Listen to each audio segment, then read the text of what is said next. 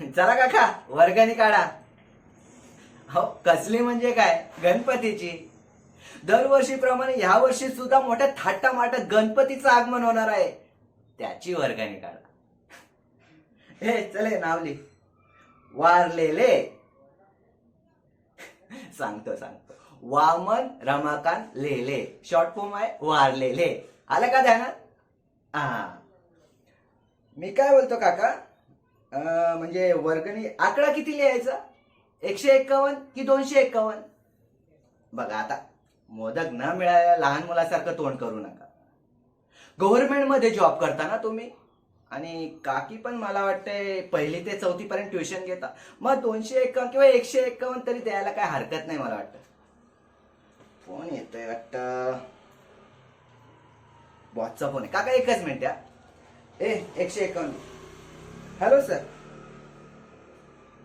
I talked with that client sir, but he was not interested in our current deal. Okay sir. I think sir we have to rethink our current strategy.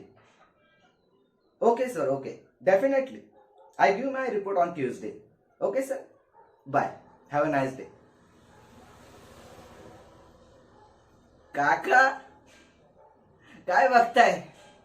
नाही म्हणजे तुमच्या दारात उभा असलेला वर्गणी मागायला आलेला मुलगा हा एक फालतूकच असणार असंच वाटत होतं ना.